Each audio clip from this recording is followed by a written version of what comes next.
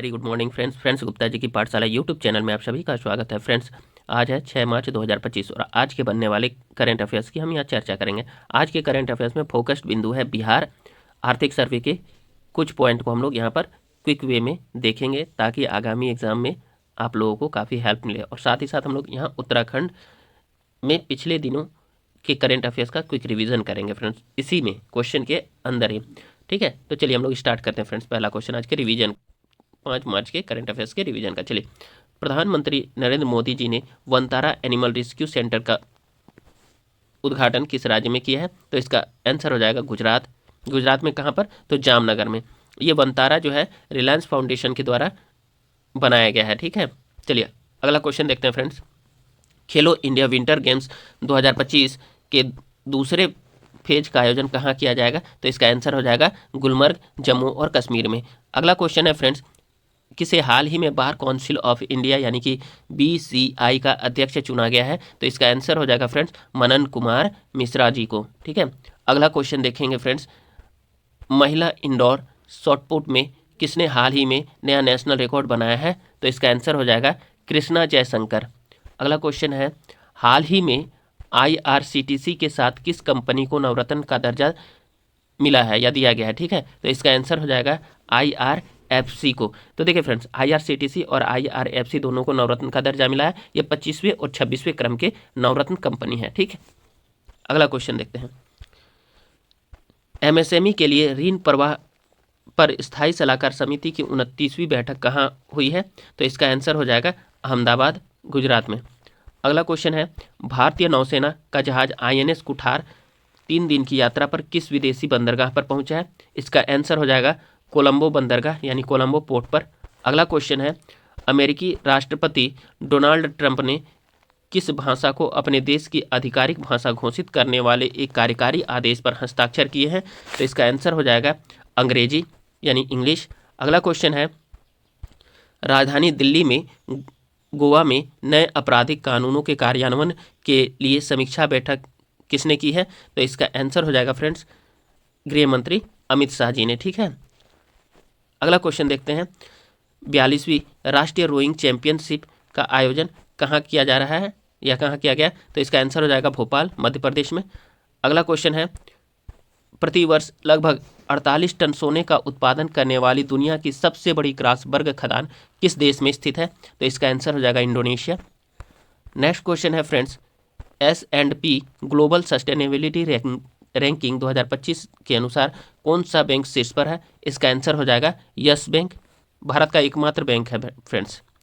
ठीक है, चलिए नेक्स्ट क्वेश्चन है, हाल ही में किस राज्य सरकार ने स्वच्छता के बारे में राज्य की जनता के बीच जागरूकता बढ़ाने के लिए रील प्रतियोगिता शुरू की है? इसका आंसर हो जाएगा मध्य प्रदेश। नेक्स्ट क्वेश्चन है, हाल ही में कितने वर्षों के बाद केप गिद्ध को दक्षिण अफ्रीका के पूर्वी केप प्रांत में देखा गया? इसका आंसर हो जाएगा 30 वर्ष। नेक्स्ट क्वेश्चन है, फरवरी 2025 में भारत का GST संग्रह कितने प्रतिशत बढ़कर 1.84 लाख करोड़ रुपए पहुंच गया है? इसका आंसर हो जाएगा फ्रेंड्स 9.10% यानी 9.10%। नेक्स्ट क्वेश्चन है, हाल ही में अंतर्राष्ट्रीय मुद्रा कोष यानी IMF ने किस देश को लगभग 33 करोड़ 40 लाख अमेरिकी डॉलर ऋण देने की घोषणा की है? तो इसका आंसर हो जाएगा फ्रेंड्स श्रीलंका। चलिए फ्रेंड्स, अब हम लोग आज के करंट अफेयर्स की चर्चा करते हैं। पहला क्वेश्चन देखते हैं, अमेरिका ने हाल ही में किस देश को दी जाने वाली मिलिट्री सप्लाई रोक दी है? आंसर हो जाएगा C यूक्रेन। तो डिटेल्स देखते हैं फ्रेंड्स हम लोग। देखिए, अमेरिकी राष्ट्रपति डोनाल्ड ट्रंप ने यूक्रेन को दी जाने वाली सैन्य सहायता पर रोक लगा दी। ऐसा क्यों हुआ? क्योंकि यूक्रेन के राष्ट्रपति व्लादिमीर जेलेंस्की और अमेरिकी राष्ट्रपति डोनाल्ड ट्रंप के मध्य एक मीटिंग के दौरान आपस में बहस हो गई थी। उसके बाद ही ऐसा कदम अमेरिका ने उठाया है। देखिए आगे हम लोग देखते हैं, रूस यूक्रेन युद्ध के बाद से ही कीव को लगातार अमेरिका की मदद मिल रही थी। 24 फरवरी 2022 को रूस के यूक्रेन पर हमले के बाद से अमेरिका अब तक 65.9 अरब अमेरिकी डॉलर की मदद यूक्रेन को कर चुका है। ठीक है, इस बीच राष्ट्रपति ट्रंप ने यूक्रेन को दिए जाने वाली सैनिक सहायता अस्थायी रूप से रोक दी है। ट्रंप के फैसले से 1 अरब अमेरिकी डॉलर से अधिक के हथियार और गोला बारूद की आपूर्ति प्रभावित हुई है। रूस यूक्रेन युद्ध में यूक्रेन का सबसे बड़ा मददगार अमेरिका ही रहा है। अब अमेरिका की ओर से हथियार की सप्लाई रोक देने से यूक्रेन और जेलेंस्की को जोर का झटका लगा है फ्रेंड्स। चलिए नेक्स्ट क्वेश्चन देखते हैं, सुप्रीम कोर्ट ने हाल ही में किस फैसले में कहा है कि दृष्टिहीन लोग भी जज बन सकते हैं? आंसर हो जाएगा बी, न्यायिक सेवा से जुड़ा फैसला। डिटेल्स देखते हैं फ्रेंड्स। देखिए, सुप्रीम कोर्ट ने एक ऐतिहासिक फैसला सुनाते हुए कहा है कि किसी भी दृष्टिहीन को न्यायिक सेवा में नियुक्ति के लिए नहीं रोका जा सकता है। सुप्रीम कोर्ट ने कहा है कि दृष्टिहीन लोग भी अब जज बन सकते हैं। सर्वोच्च न्यायालय ने मध्य प्रदेश न्यायिक सेवा नियम को रद्द कर दिया है और यह जो है एक महिला ने इस नियम को कोर्ट में चुनौती दी थी। किसका? तो मध्य प्रदेश के न्यायिक सेवा नियुक्ति के मामले में। चलिए नेक्स्ट क्वेश्चन देखते हैं। अमेरिकी राष्ट्रपति डोनाल्ड ट्रंप ने मार्च 2025 से निम्नलिखित में से किन देशों से आयातित वस्तुओं पर 25% टैरिफ लागू किया है? इसका आंसर हो जाएगा फ्रेंड्स बी, मैक्सिको और कनाडा। डिटेल्स देखते हैं हम लोग फ्रेंड्स। देखिए, डोनाल्ड ट्रंप ने मैक्सिकन और कनाडाई आयातों पर 25% का कर या टैरिफ लगा दिया है। हालांकि कनाडाई ऊर्जा पर इस शुल्क को 10% तक सीमित कर दिया है। ट्रंप ने चीनी उत्पादों पर पिछले महीने लगाए गए टैरिफ को भी दोगुना करके 20% कर दिया और कल ही उन्होंने कल ही उन्होंने कांग्रेस सभा में उन्होंने यह भी घोषणा की है कि जो है भारत पर भी जो है रेसिप्रोकल टैक्स लगाया जाएगा, जो कि यह टैक्स कितना तक हो सकता है? 100% तक का टैरिफ भारत पे भी लगाया जा सकता है। ऐसा उन्होंने कल ही घोषणा किया फ्रेंड्स। नेक्स्ट क्वेश्चन देखते हैं फ्रेंड्स। 6 मार्च को चंद्रमा के दक्षिणी ध्रुव के पास निम्नलिखित में से कौन सा लूनर लैंडर लैंडिंग करेगा? तो इसका आंसर हो जाएगा बी, एथेना लूनर लैंडर। ठीक है, डिटेल्स देखते हैं फ्रेंड। देखिए, 6 मार्च 2025 को निजी अंतरिक्ष कंपनी इंट्यूटिव मशीन का एथेना लूनर लैंडर चंद्रमा के दक्षिणी ध्रुव के पास लैंडिंग करेगा। यह मिशन चंद्र अन्वेषण में एक अहम कदम साबित होगा। चंद्रमा के दक्षिणी ध्रुव पर लैंडिंग करने वाले कुछ और अंतरिक्ष यान के बारे में हम लोग क्विक वे में रिवीजन करते हैं फ्रेंड्स। चलिए, साल 2023 में इसरो के चंद्रयान 3 ने दक्षिणी ध्रुव पर विक्रम लैंडर को उतारा था। यह पहला ऐसा मिशन था जिसे भारत ने चांद के दक्षिणी ध्रुव पर लैंडिंग के लिए भेजा था। फिर चीन के चांगी 6 मिशन अंतरिक्ष यान ने चंद्रमा के दक्षिणी ध्रुव एटकेन बेसिन पर लैंडिंग की थी। फिर चीन की चांग-ई 7 मिशन का मकसद चंद्रमा के दक्षिणी ध्रुव पर पानी की बर्फ की खोज करना है फ्रेंड्स। चलिए नेक्स्ट क्वेश्चन देखते हैं फ्रेंड्स। देखिए, देश की सबसे लंबी वंदे भारत एक्सप्रेस ट्रेन हाल ही में किन 2 शहरों के बीच चलाई जा रही है? इसका आंसर हो जाएगा बी, दिल्ली और पटना। डिटेल्स देख लेते हैं फ्रेंड्स। देखिए, भारतीय रेलवे जल्द ही नई दिल्ली पटना वंदे भारत एक्सप्रेस की शुरुआत करने जा रहा है।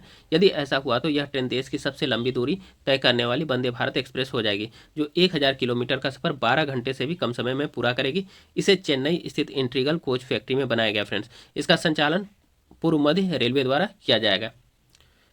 नेक्स्ट क्वेश्चन देखते हैं फ्रेंड्स। मुख्यमंत्री एकल महिला स्वरोजगार योजना किस राज्य सरकार ने मंजूरी दी है? तो इसका आंसर हो जाएगा ए, उत्तराखंड ने। डिटेल्स देखते हैं फ्रेंड्स। देखिए, उत्तराखंड सरकार ने मुख्यमंत्री एकल महिला स्वरोजगार योजना को मंजूरी दी है, जिसका उद्देश्य अविवाहित, तलाकशुदा, परित्यक्त, निराश्रित और दिव्यांग एकल महिलाओं को 2 लाख रुपए तक की वित्तीय सहायता प्रदान करके उन्हें सशक्त बनाना है। इस योजना के तहत 75% राशि अनुदान के रूप में दी जाएगी, जबकि लाभार्थी को अपनी ओर से केवल 25% का योगदान देना होगा फ्रेंड्स। ठीक है, जैसा कि हमने पहले ही बताया था अपने वीडियो में कि आज का फोकस स्टेट जो है उत्तराखंड है। तो चलिए देखते हैं उत्तराखंड के हाल फिलहाल के कुछ करंट अफेयर्स को क्विक वे में फ्रेंड्स। ठीक है, देखिए, उत्तराखंड ने 27 जनवरी 2025 को यूनिफॉर्म सिविल कोड यानी कि नागरिक संहिता यूसीसी को लागू करने का ऐतिहासिक कदम उठाया, जिससे यह भारत का आज़ादी के बाद पहला राज्य बन गया है यूसीसी लागू करने वाला। ठीक है, उत्तराखंड में हाल ही में रोजगार प्रयाग पोर्टल को लॉन्च किया गया। उत्तराखंड के माना गांव में भारत का सबसे ऊंचा हर्बल पार्क बनाया गया है। उत्तराखंड में संस्कृत ग्राम विकसित करने की योजना बनाई गई है फ्रेंड्स। उत्तराखंड के 7 स्थानीय उत्पादों का हाल ही में जीआई टैग मिला है। उत्तराखंड में पिरूल लाव पैसे पाओ मिशन चलाया गया है। उत्तराखंड और गोवा में पर्यटन के क्षेत्र में समझौता किया गया है फ्रेंड्स। चलिए, उत्तराखंड में ही मुख्यमंत्री आंचल अमृत योजना चलाई जा रही है। उत्तराखंड में मुख्यमंत्री स्वरोजगार योजना चलाई जा रही है। ठीक है, उत्तराखंड में मुख्यमंत्री वात्सल्य योजना भी चलाई गई है। अब देखिए, लेफ्टिनेंट जनरल गुरमीत सिंह वर्तमान में उत्तराखंड के राज्यपाल है। सीएम जो है पुष्कर सिंह धामी है।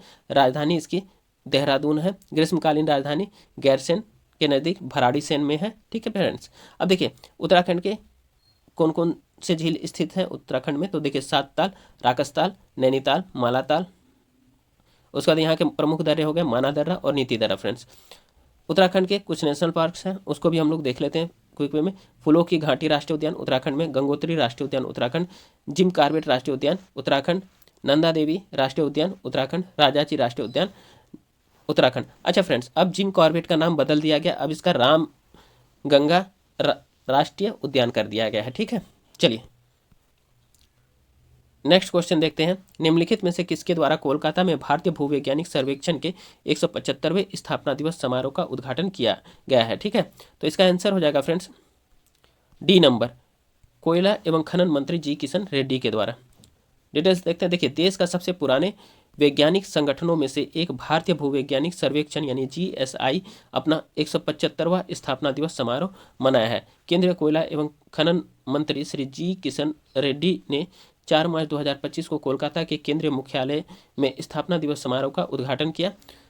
जीएसआई की स्थापना 1851 ईस्वी में सर थॉमस ओल्डन ने की थी फ्रेंड्स। ठीक है, और यह अपनी स्थापना के बाद से जीएसआई ने भूवैज्ञानिक मानचित्रण, खनिज अन्वेषण, आपदा अध्ययन और भूवैज्ञानिक अनुसंधान में अपनी अग्रणी भूमिका निभाई है, जिसका भारत के औद्योगिक और आर्थिक विकास में महत्वपूर्ण योगदान है। इस भव्य समारोह से पहले जीएसआई ने 2 मार्च 2025 को पूरे देश में वॉकथन का भी आयोजन किया। चलिए नेक्स्ट क्वेश्चन हम लोग देखते हैं फ्रेंड्स। हाल ही में भारतीय सेना प्रमुख ने कहाँ युद्ध स्मारक पर भारतीय सैनिकों को श्रद्धांजलि दी है? तो इसका आंसर हो जाएगा फ्रेंड्स बी, फ्रांस में। डिटेल्स देखते हैं। देखिए, भारतीय सेना प्रमुख जनरल उपेंद्र द्विवेदी ने फ्रांस के न्यू सापेल में स्थित युद्ध स्मारक पर पुष्प चक्र अर्पित कर प्रथम विश्व युद्ध में शहीद हुए भारतीय सैनिकों को श्रद्धांजलि प्रदान की है। ठीक है, चलिए नेक्स्ट क्वेश्चन हम लोग देखते हैं फ्रेंड्स। हाल ही में बिहार की अर्थव्यवस्था 2023-24 में बढ़कर कितने लाख करोड़ रुपए हो गई है? बहुत ही इंपॉर्टेंट है फ्रेंड्स। ठीक है, तो इसका आंसर हो जाएगा बी, 8.54 लाख करोड़ रुपए। डिटेल्स हम लोग देखते हैं फ्रेंड्स, और आर्थिक सर्वे का जो प्रमुख बातें हैं जो आगामी एग्जाम में आने वाले उसको भी हम लोग इसमें देखेंगे। तो इसका आंसर हमने बताया था बी है, 8.54 लाख करोड़ रुपए। ठीक है, डिटेल्स देखते हैं अब इसका क्विक वे में चर्चा कर लेते हैं। देखिए, बिहार आर्थिक सर्वे 2024-25 के अनुसार आर्थिक वृद्धि दर जो है अर्थव्यवस्था के क्षेत्र में बिहार देश में सबसे तेजी से बढ़ने वाले राज्यों में दूसरे स्थान पर है। वित्तीय वर्ष 2023-24 में बिहार का सकल राज्य घरेलू उत्पाद यानी जीएसडीपी वर्तमान मूल्य पर 8,54,429 करोड़ रुपए है और 2011-12 के स्थिर मूल्य पर 4,64,540 करोड़ रुपए अनुमानित है फ्रेंड्स। देखिए, वित्तीय वर्ष 2023-24 में जीएसडीपी में 14.5% की वृद्धि वर्तमान मूल्य पर और 9.2% की वृद्धि स्थिर मूल्य पर दर्ज की गई है बिहार की। अब देखिए, बिहार की प्रति व्यक्ति आय वित्तीय वर्ष 2023-24 में स्थिर मूल्य पर 36,333 रुपये और वर्तमान मूल्य पर 66,828 रुपये हो गई है, जो पिछले वर्ष की तुलना में अधिक है। बिहार में पटना सबसे अमीर जिला है और शिवहर सबसे गरीब जिला है।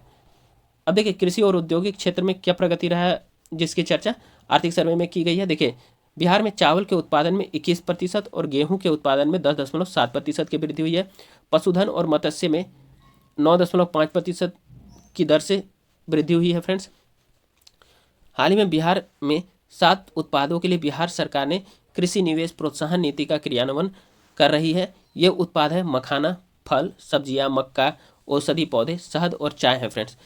बिहार के औद्योगिक सेक्टर में 75,293.76 करोड़ रुपए निवेश प्रस्तावित है।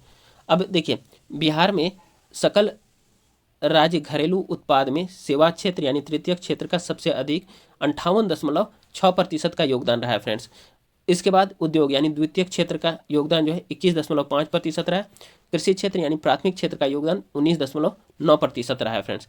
चलिए, सूक्ष्म उद्यमों में निवेश 135% बढ़ा है, जबकि रोजगार 107% बढ़ा है। बृहद इकाइयों में निवेश की रकम 131% बढ़ा है, जबकि रोजगार 187% की वृद्धि हुई है। बिहार में खनन क्षेत्र में भी 9% की वृद्धि दर्ज की गई है। तो फ्रेंड्स, ये आर्थिक सर्वे के कुछ मोटा माटी आंकड़े थे जिसकी मैंने क्विक वे में चर्चा कर दी ताकि आगामी एग्जाम के लिए काफ़ी सहूलियत हो आप लोगों को फ्रेंड्स। चलिए नेक्स्ट क्वेश्चन देखते हैं। हाल ही में किस राज्य में भारतीय कृत्रिम अंग निर्माण निगम यानी अलिम्को ने अपना पहला सहायक उत्पादन केंद्र स्थापित करने की घोषणा की है। ठीक है, तो इसका आंसर हो जाएगा फ्रेंड्स डी, त्रिपुरा। डिटेल्स देखते हैं। देखिए, भारतीय कृत्रिम अंग निर्माण निगम एलिम्को त्रिपुरा के सिपाही जाला जिले के पूर्वा लक्ष्मी बिल में अपना पहला सहायक उत्पादन केंद्र यानी AAPC स्थापित करने जा रहा है। यह केंद्र पूर्वोत्तर क्षेत्र में सहायक उपकरणों के निर्माण और सेवा वितरण में एक नए युग की शुरुआत करेगा। इसे पूर्वोत्तर क्षेत्र में दिव्यांगजनों यानी PWD और वरिष्ठ नागरिकों के लिए पहुंच और सेवा वितरण के विस्तार की दिशा में एक ऐतिहासिक कदम के रूप में देखा जा सकता है। देखिए, एलिम्को के बारे में हम लोग देख लेते हैं। देखिए, एलिम्को जो है भारत सरकार का सार्वजनिक क्षेत्र का उपक्रम है। ठीक है, इसकी स्थापना 1972 ईस्वी में हुई थी फ्रेंड्स। इसका मुख्यालय कानपुर में है एलिम्को का।